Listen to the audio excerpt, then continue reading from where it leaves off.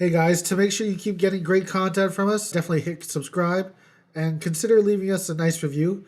It helps us know how we can improve the show and helps us to find a larger audience.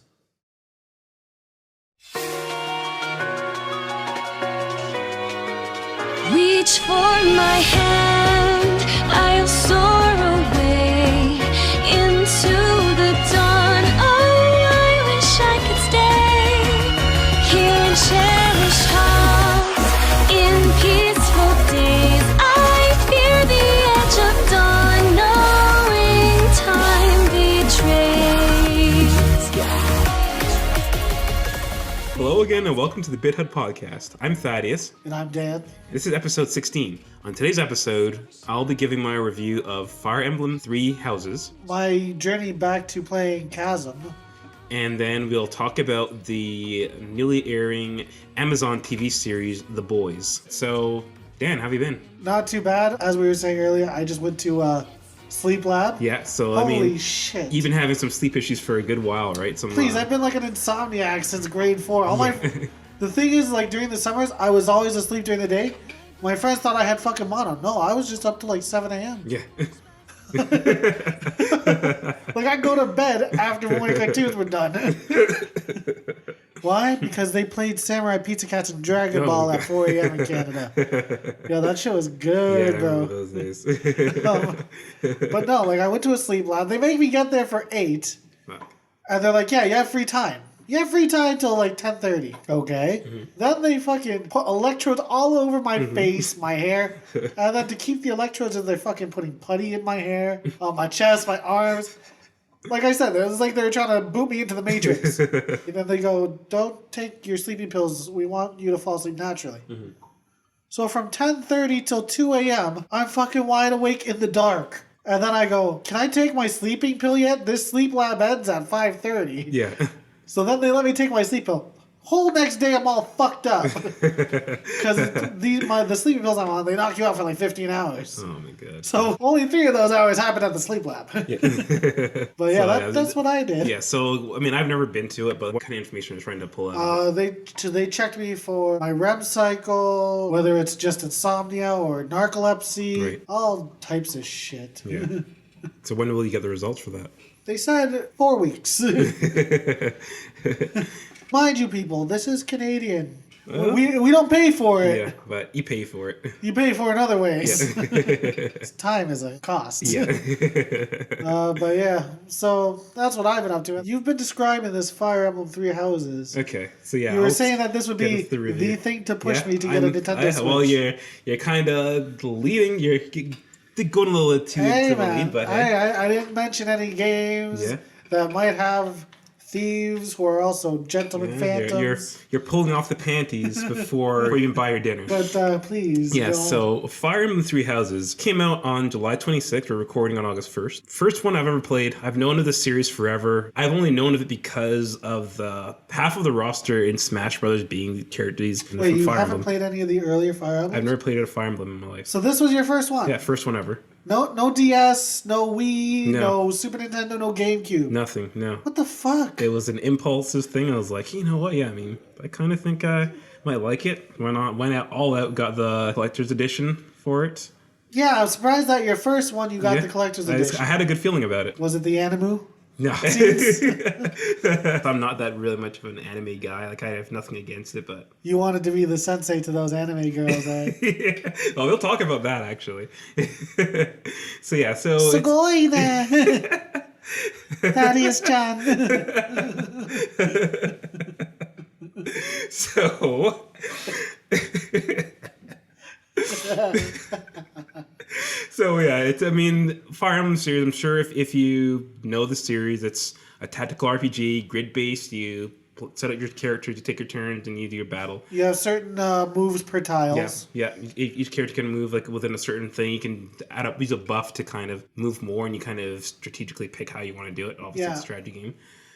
So yeah, you've played. I played a couple of them. Okay, so what do you think of the series altogether? Like, we've never really discussed Fire Emblem before, I guess. So it never really came up. I mean, it's not like we talked about any of the adjacent ones. Like Summon Night plays very similar. Mm-hmm. But this one I like. Although you know what, It always drove me nuts because I would keep the permadeath on. Okay. And I couldn't have people die. That's the OCD of my life. That's me too. And if this one especially, you care a lot about the characters because in this one, I guess I'll get into mechanic, is that it's Persona-like, I'd say. I heard the other ones don't have this feature at all. But this one, you are a professor at a Hogwarts-style academy. So between battles, you spend the month running around the academy. You can interact with your students. You can build relationships with them. You do like things like dates or like kind of dates. You can hang out. This is getting weird. This is getting dark. Okay, so Dumbledore, no. Okay, so first off, I know there's a time jump. So they're all 17. Your character's like 20. First off, so it's weird territory. It's not quite Sailor Moon and Tuxedo Mask age difference. Yeah, so it's not that bad, but it's dicey territory. But you don't really. You jump 4 years into the future, so they're all grown women by the time. Are they all women?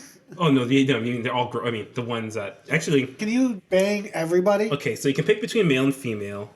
It's your character. Yeah, but if you choose a male, can you? From what I've understood, you can be gay, but I think there's only one guy can actually be gay with. If you were to guess, you can figure out who it is. It's a guy. Does he like shoot flowers or something? No, but he looks like a girl. Flint-Heart. Look at him. Yeah, that's a chick. Yeah, see, I thought it was a girl. Like when you look at the character, I thought it was a girl. Like I was hoping that it would be kind of like a butch guy, but No, so how he's got like the rosy cheeks and the squinty eyes, so But from what I've read, I didn't look too hard, but there is you can see what kind of rank they get. You can get C, B, A, and then S, and S is like relationship.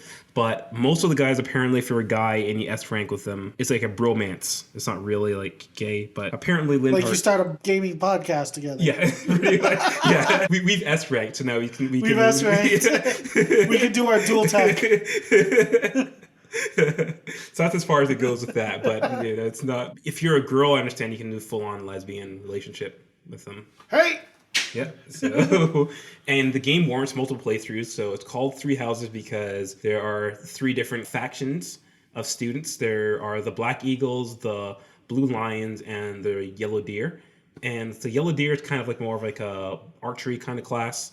Fuck shit. And they're led by a guy who's like a hipster kind of that guy. He's like more bohemian. Of course he would be. He's fucking arrows. Exactly. Get out of here. The Blue Lions are led by a guy named Dimitri, who's a gallant knight kind of guy, like the golden child, blonde-haired guy. He's prim and proper. Aryan. But then 5 years in the future, he becomes more like a Snake Plissken type. Like he has an eye patch and he's gone batshit crazy and all that. Something happens. I don't know what happens to him, but he goes nuts at some point and he loses an eye. So he looks like more of a psycho. And then the Black Eagles are led by Edelgard, which is a girl. Ooh. Yeah, not the prettiest name, but she kind of looks like Daenerys from Game of Thrones. Yo, smash that. We'll get into that.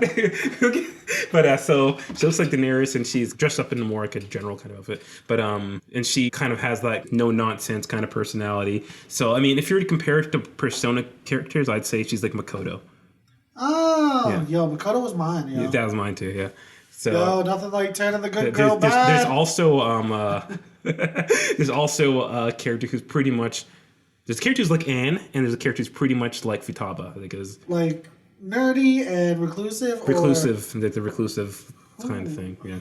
Close the door. But some people, I mean, when I look at YouTube comments, people are like, a lot of people have that as their like mean thing. I'm like, oh, yeah, not for me. But hey, I mean, so. Although you know what's weirder in Persona 5? People who like Haru. The one that you get in the space station. Oh yeah. Oh right. The most useless one. Cinnamon roll, as some people call her. Right. Yeah, she wasn't. I don't know. What is up with take a quick break? Yeah. Persona 5, it goes Makoto. Yeah. Then on, just because the story wants you to. Of course, yeah, she's the default, yeah. Then you get that dirty, nasty teacher love. Yeah.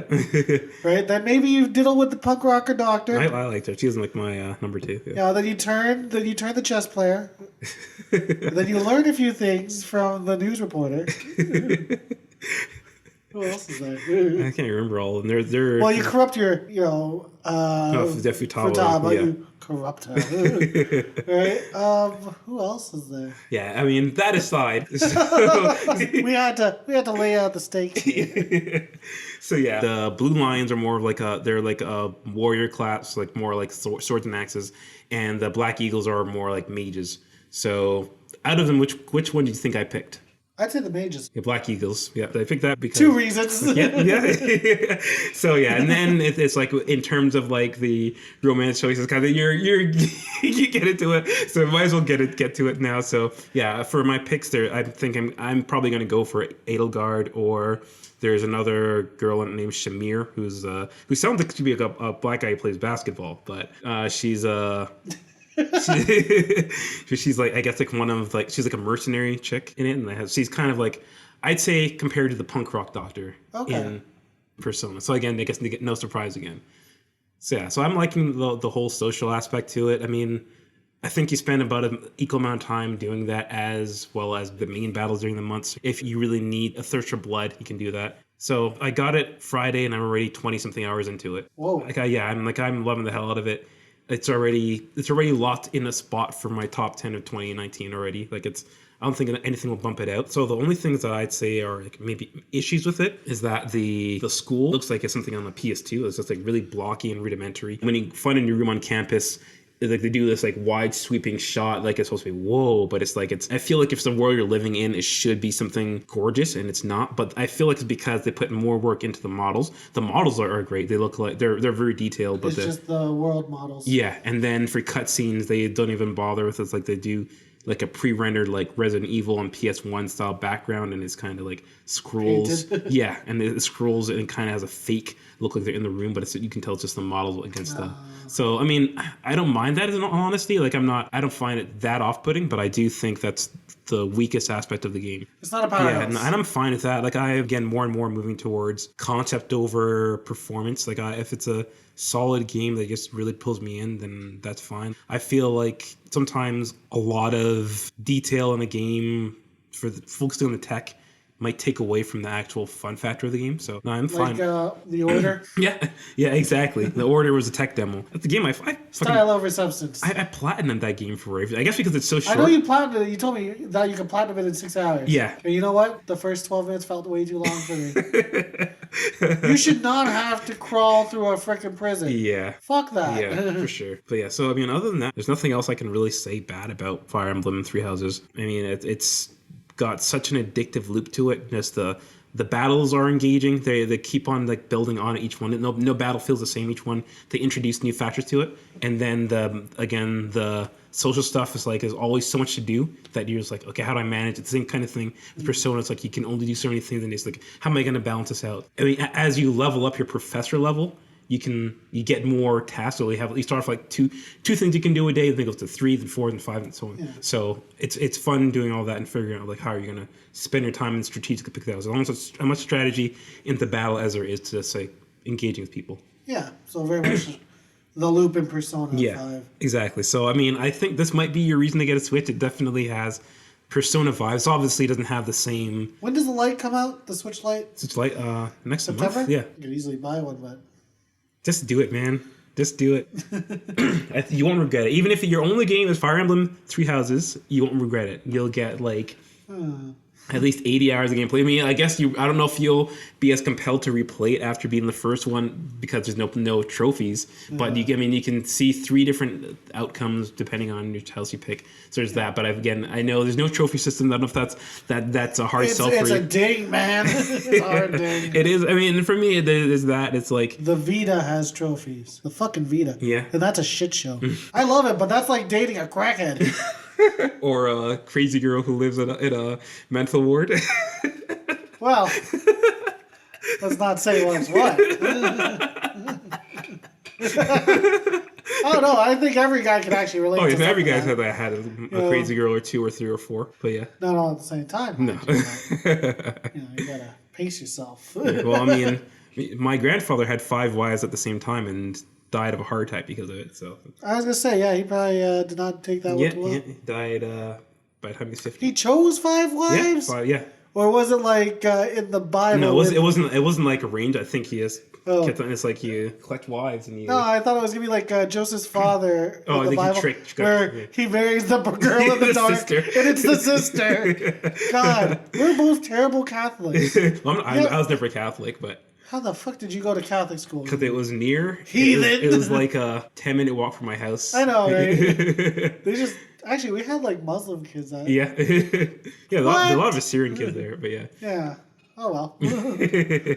we were accepting of all religions, I guess. Well, speaking of religion, actually, I'll just comment on the story. So, the story in Fire Emblem 3 houses there's like a lot of like the church is kind of like the bad guy. No, you work for the church or you're part the church. You're in a monastery and the church is like has power over all the lands and you're I guess trying to do that. So the story in it is like. It's fine. Eventually, at certain points, I'll read the dialogue quickly before they can actually speak it out and then skim through. Yeah, but that's most games. Yeah, I mean, it's just that sometimes, especially JRPGs, like there's like you gotta get going. Yeah, it's like I just want to get back to the game, and it's not as engaging. It's enough to provide context to everything else and to like make you want to keep going, but it's not amazing or anything. No. Yeah, I mean, but what does help it along is the characters. You do care about the characters, so. Yeah. But yeah. So yeah, that's it for my thoughts on Fire Emblem Three Houses. I do say, Dan, get a Switch and get it. Sure. Just have your promise right here on this show. I can't make any promises. You know that. You know me at Nintendo. Yeah, I bought the Wii U. I did my part. Yeah, even I knew I'm not going to bother with that. I skipped that generation altogether. I knew it was a bad idea. I think I've had every main Nintendo platform except for the Wii U. Man, I had the Game Boy Advance, DS, DSi. Then the Wii U broke me. Yeah, well, I mean that's your fault. I had 3 Wiis. And the Wii was a piece of shit. The Wii was a piece of shit. I mean, it was like everybody had one for whatever reason because it's like motion controls. It's like a shovelware factory. Although they did have Mad World and No More Heroes 1 and 2. Yeah, I mean, there are gems. There were gems. So yeah, I mean. Dan, get a Switch. Now let's move on to...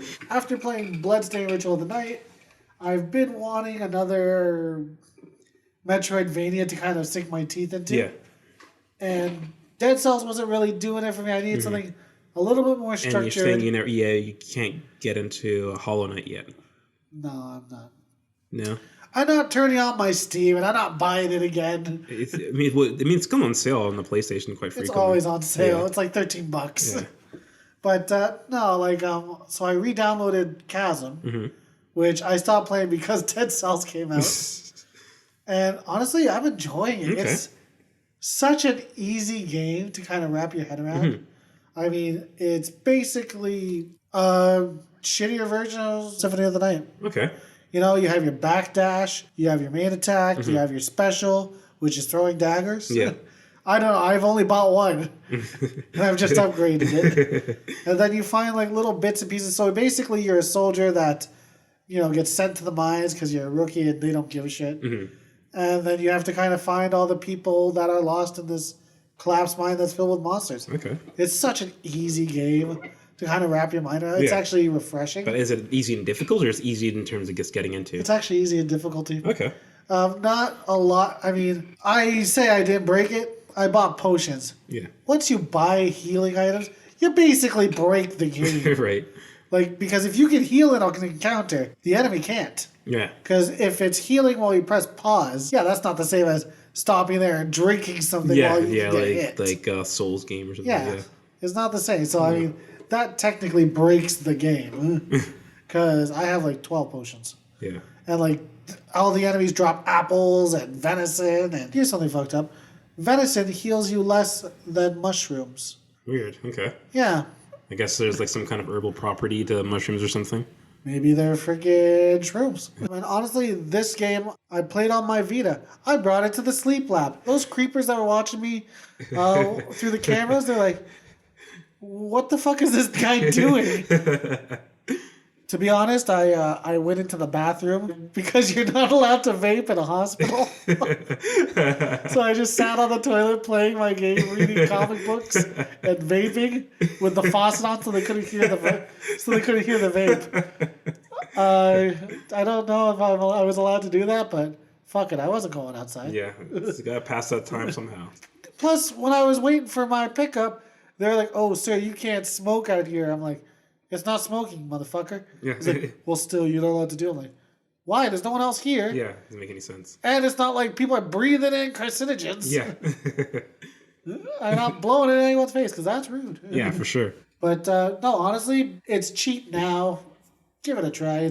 a decent game. Yeah, well, I've seen it around forever. I mean, I was never... You would actually appreciate it on the Switch. And here's a cool thing. Okay. The dungeons are actually randomized, but they give you a seed number. Oh, so that we can share the game. You're like, yo, where the hell do I go now? Yeah, and I can go to the same place you want. That's pretty cool. A lot of walkthroughs are like, here, use this seed number for this walkthrough. Okay. Which I didn't even bother. I'm just like, honestly, it's a Metroidvania. You walk around. Yeah. Walk around until you figure it out. The enemies, they look cool. There's a couple different designs. They're not difficult. Yeah. Oh, yeah. I remember, actually, speaking of Metroidvanias, I remember the other day you're trying to play The Messenger on Steam. Yeah. Did you ever end up doing it? No. I mean, I bought the Messenger on PS4 as well. Oh, you did? Okay. But Erica, my girlfriend's been on a bit of a Stardew. Yeah.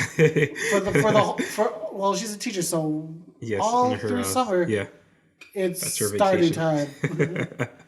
She starts a new freaking farm every summer. Oh my god. And she has a new damn life.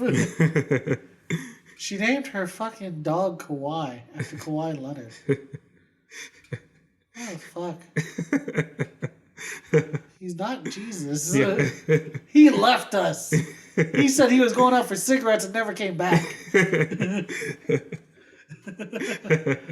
Anyways, that's basically all I had to say about Chasm. I honestly do give it a solid recommendation for just a nice, easy game. It's definitely a Switch-worthy game, a train game. Yeah, of course. Yeah. So let's get into the newest offering from Amazon on their Prime Video service. Prime's been weird because like they have originals, but they're nowhere near as like Netflix. Well, they're always pumping stuff out, and Amazon's like, oh yeah, we got something. Well, we got something. Here's the thing: Netflix is like 70-30. 70% of it's shit. Oh yeah. 30% of it's good. Yeah, it's just a media mill. They're always pumping stuff out. I think it's like throwing a bunch of darts and hoping that some hit the target, the rest are gonna miss. Amazon is like 1 in 12. Yeah. You know. Yeah. You load a gun. It's like Russian roulette with 2 handguns. Yeah, they generally have higher quality output because of that. Yeah, I mean, Man in the High Castle was good. I was disappointed about the finale of the first season. That made it hard, but I mean, I enjoyed the show up to that point. You should push through, man. Yeah, okay. Jean-Claude Van Johnson. Yeah. Just the idea was hilarious. Although, you know what? They should have really picked up that Cobra Kai. Oh, yeah. Well, I guess YouTube has it, yeah. And I'm glad they got a show called Utopia. It's based off a British series that I really enjoyed. And it's supposed to be on HBO, but I guess they didn't want to spend all the money on it, so the deal fell through. But Amazon got it, and I'm hoping it'll be awesome. So, but yeah, The Boys though.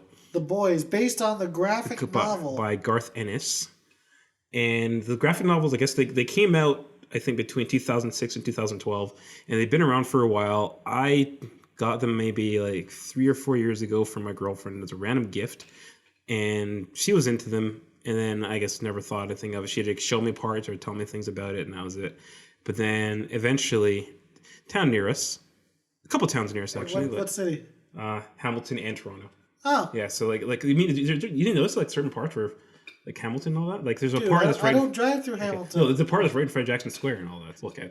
There's parts in cities near us. Oh, really? I gotta go back and watch it. Look for that shit. Yeah, there's tons of stuff. And there's their office where like the company. Yeah, it's the Roy Thompson Hall in Toronto, and they just like built on it. Because like I always walk by it during TIFF, I always walk by it, and then it's like that big glass dome building, and it's like that's familiar. But then they like composited like a whole tower. So I could like grab Starlight's ass. Yeah,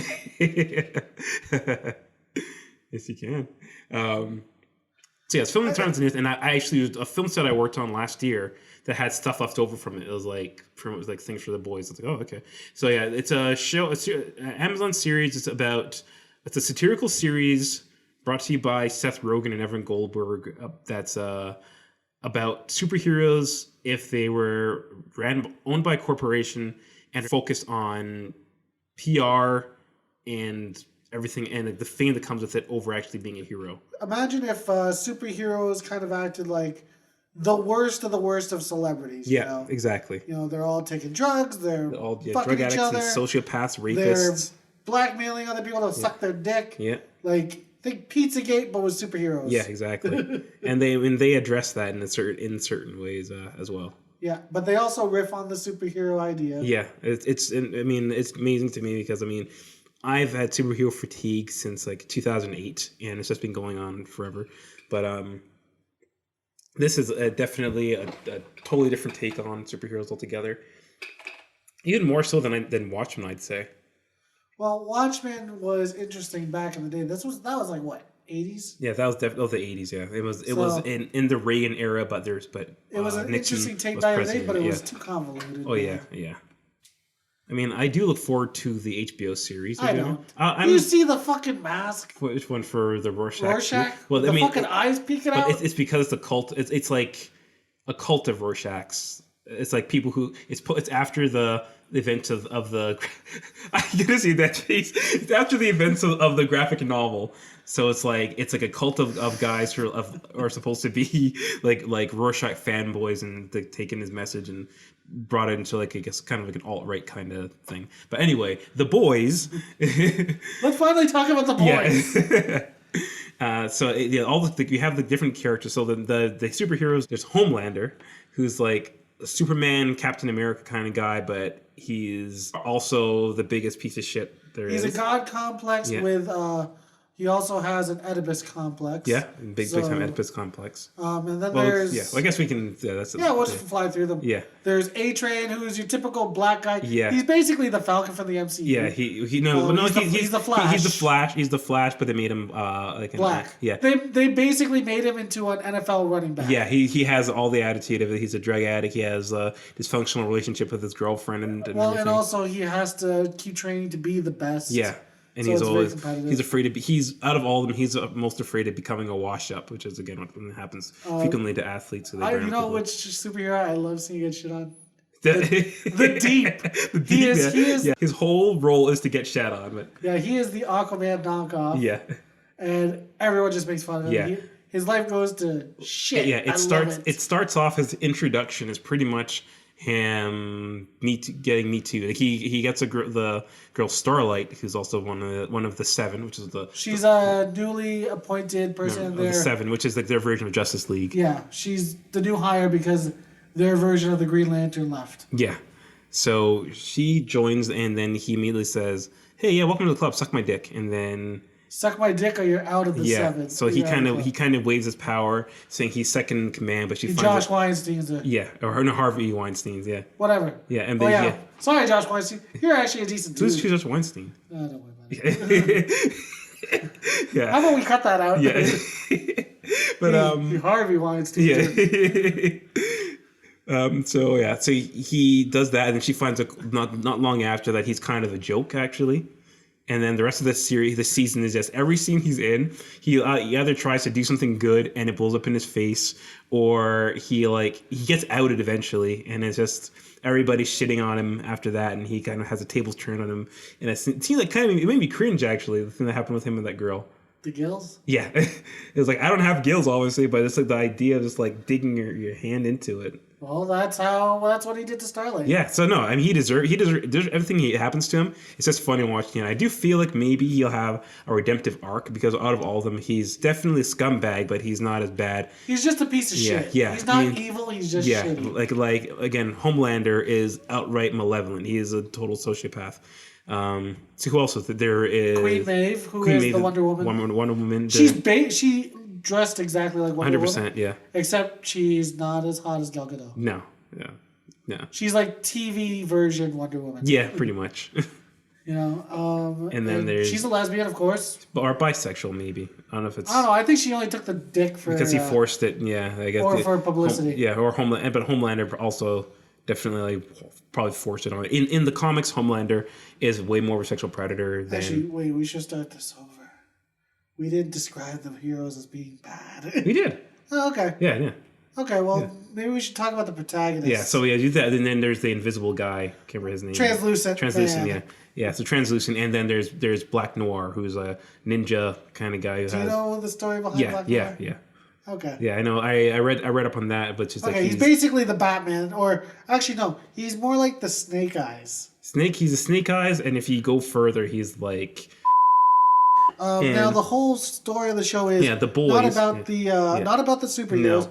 It's about a group of guys. who we haven't got to, the boys themselves. The boys, which consists of Billy the Butcher, who is your regular badass. He's like your made for TV Wolverine without powers. Yeah.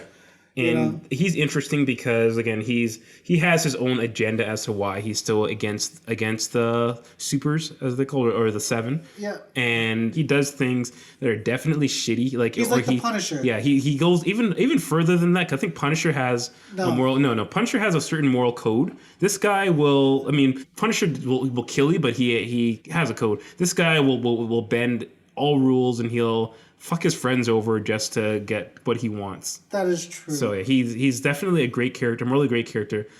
But he's a character you still find interest caring for, even though Batman were a little bit more unhinged. Yeah. Because that's what Batman would do. He'd fuck everybody over. Exactly. And then we have Huey. Yeah, who is the let's see. So he's kind of like the audience would be. He's the conduit to explain everything. Exactly. I mean, he doesn't know anything about heroes. He gets brought into it by Billy Butcher. And a little bit of trivia is that in the graphic novel, he looks like Simon Pegg. Yes. And like even the graphic novel has a little introduction by Simon Pegg and all that. Yep. So that's why they had Simon Pegg play his dad in it. And the reason Huey, who is just a normal guy who works at a audio video store, a Radio Shack kind of store. He gets pulled into it, but because he's standing on the curb one day with his girlfriend. Yeah. And A-Train, this world's Flash, he basically runs through his girlfriend and explodes her. Yeah. And he doesn't apologize. Now. He just keeps going. He lies and says it was because he was trying to stop bank robbers. Yeah. Turns out he was drugged out of his mind. Yeah, and so that just kind of starts Huey on this path to help Billy the Butcher to kill the supers. The supers. Yeah. And then there's the rest of the boys. Frenchie. Yeah, there's Frenchie, who's obviously the French guy. He's like the Donatello. Yeah, he's the tech guy. He can come up with like ways to kill the supers and comes up with a lot. He's good at thinking on his feet and inventing a lot of kind of things. He's also but I mean, I guess Donatello's a bit more by the book. He's also kind of a guy they'll have a plan, and then he's the tripped out acid tech guy. And he's also the heart of the group again, because he'll act on emotion where like you're sick to this, but it's like, oh no, but what about this part? And he'll actually think about, I guess, the more human element and break the rule, deviate from the plan because of that. Yeah, whereas some of the boys that have been in the game before, they are very much like soldiers. Mm-hmm. Frenchie acts like your regular criminal who has a conscience. Exactly. And then there is Mother's Milk, who is the beefy black dude, I guess. He's your token black guy. Yeah, and he starts off like he's like the guy is like a counselor at a prison. He's a good character. Out of all of them, he's probably the least developed. He's the reliable number 2. Yeah, he's the voice of reason, I guess you could say. Yeah. But he doesn't have as much to him. He's a likable character, but it's not as well developed. And then there is the female of the species, who's the Asian girl. Actually, my sister knows her, actually. Kimiko? Yeah. I guess she works in PR, and she's met her in some kind of place. And then so it's you don't say. Yeah. She's Asian guys, not Asian girls, but Yo, let's get her on the fucking podcast. Yeah, I can see if she can pull some strings. Yo, we'll tell her, go to fucking Fan Expo. We'll show up. Hopefully we don't get banned. Turned out she's a super. And but she's she starts off as almost like a J-horror character. She's mute. Yeah. And she's insane. Yeah. And she just attacks everybody. Yeah. And she acts like a feral animal initially. She's basically Wolverine when Wolverine lost all his memories. Yeah. Lady Deathstrike. That's who I'm fucking thinking of. Yeah, so she's kind of like that. And I mean, it's initially not revealed that she is a super. It kind of happens along the way that she's... Well, she punches through people's bodies. And then when A-Train is ramming her head repeatedly through a wall, then it's like, okay, no human could take that, so... Now, there is one more character we didn't mention who's kind of plays... on both teams. Starlight, yeah. It's Starlight. She is a country girl who is a super who has the ability to make things use electricity to blind people. Yeah, kind of that, yeah. And so she starts out as someone who basically applies like on The Voice or American Idol to be on the Justice League, basically. Yeah. So she's the only one on there that is actually not a piece of shit. Yeah. And eventually, throughout the season, her and Huey develop a relationship. Yeah. All coincidentally. Yeah. They develop a relationship. Yeah. And so she starts off on one end with the supers. Yeah, and then it's I mean, that's kind of an interesting thing. Like, I mean, love stories in a lot of things kind of came with the weakest parts, but I like how they handled it because it was the whole thing of not a matter of will they won't, but a matter of how they're both hiding things from each other. Like he found out ways to work her. And eventually she found out and they kind of like went again. But then things happened where a lot of false information is given to her along with outing him. So that caused the conflict along the way. Yeah. But no, like actually their interactions together were actually not awful. Yeah. I mean, it's I enjoyed it. It was fine. Yeah. And it's a lot of things when they have like the nerdy guy with a girl out of his league that always kind of play it like the guy always is ineffectual and always does things to shoot his own foot and then like not even deserve to like get with the girl, but it's like this one. It was like the girl was new to the city, so she didn't know anyone, and she only confided in him. Yeah, it was a more believable situation. Yeah. I mean, it's still an outrageous concept altogether, the show, but their relationship is believable. Plus, the girl who plays Annie, so cute. Oh man. Yeah. Oh my god. It's, perfectly cast because she just like radiates innocence. Yeah, she's that hometown girl. Yeah. Or as some people say, Black Kryptonite.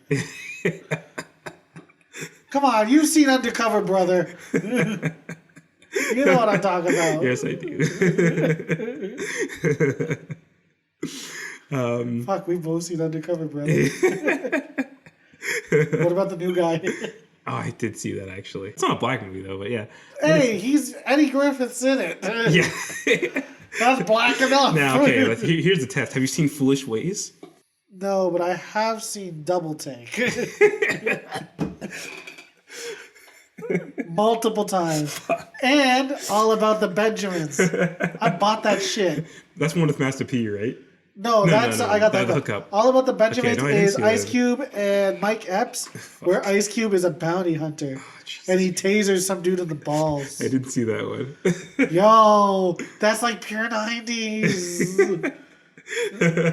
Come on, bruh. But yeah, so that is... Ice Cube is the badass in that one. I'll look it up. Also, I watched Triple X with Ice Cube. I watched... For Ice Cube. Did you watch Ghost of Mars? Yes. Yeah, I actually like Ghost of Mars, not because it's a good movie, because I watch it as a comedy. But yeah, it's... No, I fell asleep the second time I tried to watch it. It's got some funny parts to it. Oh, wait. What was that? What was the one with Ice Cube where he has a kid and Method Man is his cousin that just got out of jail? Oh, it's like Baby Daddy or something. Something like that. Where he Method Man's grilling cheese like he's in prison. Oh, that one was a bad one. Yeah, you went out of your way to see a lot of this shit. A lot of these things I'd catch on when they come on Showtime or something or Showcase in Canada. If it was just on TV, I'd catch it and it's like, yeah, sure, there's nothing else to watch. But you go out of your way to watch this shit. I've never watched Are We There Yet? Although I have watched Barbershop 1 and 2. I've never watched Beauty Shop, though, or whatever the fuck that's called. Yeah, it's Beauty Shop. With Queen Latifah. Yeah. Did you watch the Barbershop TV show? No, I did not even know that was a thing. That's a thing. Ooh. Ooh, I don't know how I feel about that one. So what do you think about the social commentary in The Boys itself altogether, though? Well, there's certain moments, like other things, like I like the idea that we're going deep into spoilers. Power corrupts. Yeah, the power corrupts, and I like the best example of it is the airplane scene. Oh, that was such a good one. Yeah, like that. Yeah. It was like a thing where... Okay, the guy who plays Homelander, fucking perfect. Yeah, he's spot on. He's fucking perfect. Yeah, I'd only seen him in a show called Banshee. I didn't even realize it was the same guy. I was like, who is this? Yeah. He kind of looks like Jason Vanderbeek mixed with Chris Pine and then aged up 10 years. Yeah. Right? I mean, he actually was grown up. Or mixed with like a little bit of Zach Morris. Yeah. Like that. Right? Yeah. Because Erica looked at it and she's like, is that Zach Morris? I was like, no. But he does look like him. There's a bit of it, yeah. Actually, he kind of looks like one of the guy who played Saban. Saban. You know, the two brothers. They're really dumb. Yeah, it's not familiar. But yeah, while you look it up. Sorry, not Saban. Sinbad. Oh, Sinbad. Oh, that TV show. Not Sinbad the black guy. No, like Hercules, right? Yeah. What's I haven't seen that show in ages, but yeah, I vaguely remember what that guy looked like. I remember I used to watch him like Saturday night. The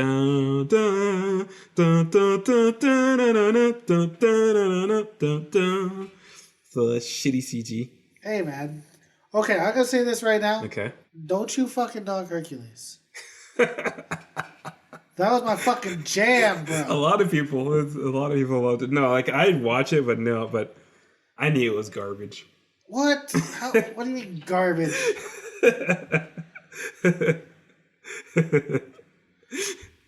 Oh, Zen Gesner. Let me see. Yeah, actually, I kind of see it. Yeah. Actually, that looks more like the Deep. Yeah, no, he does look more like Deep. Deep looks like that guy crossed with Ian Somerhalder. The airplane scene though was a perfect example of the commentary. It was, you see where they have the chance to save them and then they kind of botch it. But then from it, they see an opportunity to get their agenda across. So there's a whole thing, the whole plot with the superheroes want to be in the military. I guess it would. That's the underlying plot. Yeah, that's I guess the main arc of the season for the supers at least. And the terrorists take up the plane. They take the plane hostage, and then Outlander with Queen Maeve go onto the plane to rescue people. But then the pilots are being held hostage by somebody, and he goes in and right away blasts the guy and hits the panel.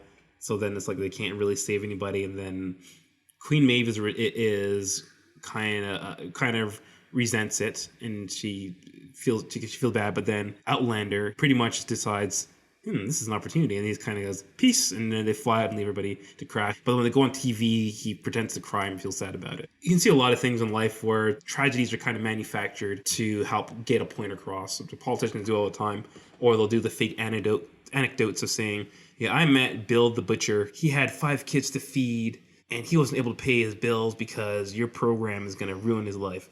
So things like that, playing off of people or manufacturing controversies is a thing that needs to be done. And I feel like if people had just absolute unlimited power, this is the kind of things that they would do, the way they'd abuse it. And I also like the things with like the whole the Christian festival they had in there. I loved the Christian superhero. Yeah, he was like Stretch. He was like Mr. Fantastic, but he like one of those played the gateway types. But then he'd go in the nightclubs and like have like suck 2 guys off at the same time and all that. Yeah, that was good. Yeah, the whole thing was a perfect parody of those kinds of things in like I guess Bible Belt America. And then they use I guess Starlight to be like their poster child, but then she kind of just doesn't. She has a bit of a meltdown, and then she Me Too's them. Yeah, she Me Too's them, and she also like points out the whole hypocrisy of the whole situation altogether. Yeah, so things like that. It's got a lot of good commentary, and it's a short season. It's 8 episodes, and it ends on like a big cliffhanger, and it's like, well, couldn't you have at least one more episode, guys? But it was already renewed before it aired, so it's being filmed. So now that we talked about, we both really liked it. Yeah. And you have the graphic novels in front of you. Haven't read them though. No, again, they're my girlfriend's. She likes them, and then I guess but now that it's there, I'll probably. Okay. Can I spoil something for you? Okay, I might know it, but yeah. Okay, I told you about the G-Men. Yeah. They're like the parody of the Professor X's school for special children. Yeah. They basically take Professor X and turn his ass into a pedophile. Of course. I was like, holy fuck. Oh, I want to see if they do Everyone's a sexual predator. Everyone in the superpower is a sexual power. Oh, yeah, but I want to see them go on that. I'm like, wow. Wow, that's dark. Yeah. That needs to ask. So you said you did a bunch of research on it. Like, what else? Like, anything? I mean, I guess. So, what differences from the comic compared to the show? I mean, not much. A-Train being black. Yeah. Mallory actually being a woman. Yeah. I mean, because there's that. I don't know if they're gonna do some of the stuff. I don't want to spoil too much for you. Okay. Well, I mean, I know from what I've seen in the comments, it's a little cheesier, I'd say, in all honesty. Like, they do a lot, there's like a lot more, like, it's like gratuitous sex scenes and all that, and then there isn't as much character development on the other side, not much character development on the super side, but also the boys. They're kind of, I guess, out for blood in the books, and then the show, they're kind of more... Also, there's no dog. Yeah. Where's Billy's dog? In the show, yeah. Trover, right? Yeah. I can't remember the dog's name. But in the books, the dog's always there. They had a super powered dog. Yeah, he's only in one scene in the show, and it's like I think he's like sitting by the bed or something, and he looks over the dog. Like, yo, they like throw that dog through a fucking wall and shit. Other than that, yeah. So you're I mean, again, not a TV guy, but you're back for season 2. Yeah, of course. Okay, awesome. Honestly, if I can pump it out in one day, sure. Yeah. I mean, it says a lot. Again, if Dan will watch it, then it says something. Right? Like, that's why I'm like, I don't know, guys. Yeah, I was surprised and all. I thought he was going to tap out after an episode or two because I was just like, hey, you should check out the boys, and then when we agree to watch stuff, I watch it. Okay, I watched Baki the fucking Grappler. You didn't even finish it. Like I said, I didn't. Okay, it wasn't for the show. I guess you might like it. You motherfucker! I didn't tell you. I watched that bad. Okay, so yeah, things like that.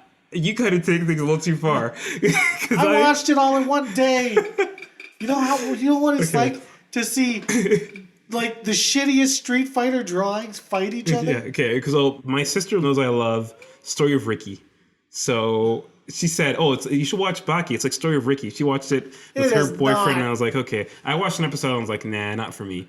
And I was like, but when I was watching the episode, I was asking you because you watch more anime than I do. So I was asking you this. No. That's all I did. No. Let's set this shit straight. All right. I don't watch more anime.